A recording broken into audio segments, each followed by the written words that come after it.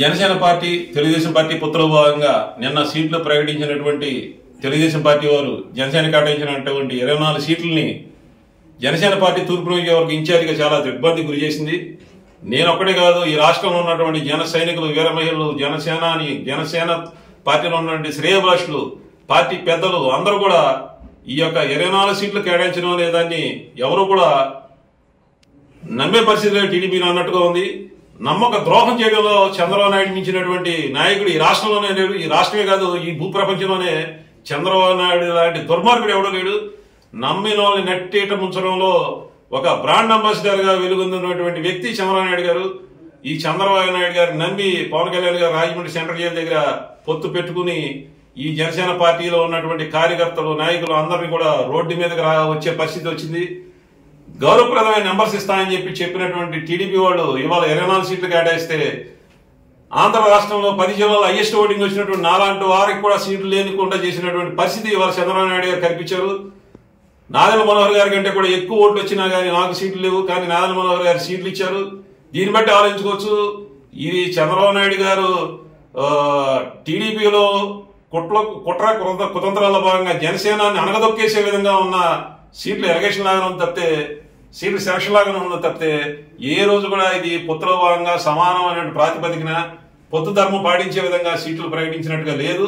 దీన్ని తప్పకుండా చంద్రబాబు నాయుడు గారికి అర్థమయ్యే విధంగా రేపు ప్రజాక్షేత్రంలో తిప్పికొడతాం.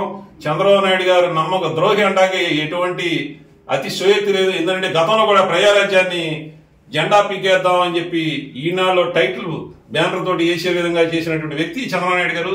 ప్రజారాజ్యాన్ని పార్టీ మూసేసే వరకు కూడా నిద్రపోయినటువంటి వ్యక్తి చంద్రబాబు నాయుడు గారు. ఇదే కాదు, కాపుల్లో ఒక మాస్ లీడర్కి వస్తూ ఒక పేద పడుగు బలహీన వర్గాల ఆశాజ్యోతిగా వచ్చినటువంటి వంగవీటి మోహన్ రంగ గారు ఎక్కడ ముఖ్యమంత్రి అయిపోతే ఎక్కడ టీడీపీ పార్టీ అణిగిపోద్దో లేదంటే కనుమరుగైపోద్దో అనే ఒక దూరాలోచనతోటి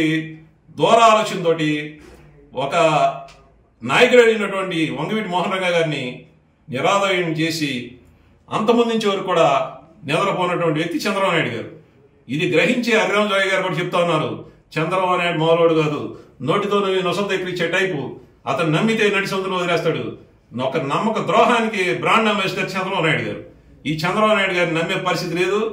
జన సైనికులు, వీర మహిళలు, అలాగే జనసేన నాయకులు అందరూ కూడా మరొకసారి ఆలోచించుకోవాల్సిన పరిస్థితి వచ్చింది. చంద్రబాబు నాయుడు లాంటి ఈ ఆంధ్రప్రదేశ్ లో ఉన్నటువంటి దుర్మార్గమైనటువంటి వ్యక్తి ఇంకా రాబోయే రోజుల్లో ఈ ప్రజాక్షేత్రంలో కనుమరుగే పరిస్థితి తీసుకొస్తున్నాడు. ఎందుకంటే నమ్మక ద్రోహం 24 సీట్లు అంటే అది ఎవరు కూడా జీర్ణించుకోలేని పరిస్థితి. అసలు చాలా దిగ్భ్రాంతికి గురి చేసినటువంటి నెంబర్స్ కనబడుతున్నాయి. గౌరవప్రదమైన నెంబర్స్ ఇస్తామని చెప్పి ఈ విధంగా చేయడం కూడా ఎవరు కూడా జీర్ణించుకోలేని పరిస్థితి కనబడుతుంది.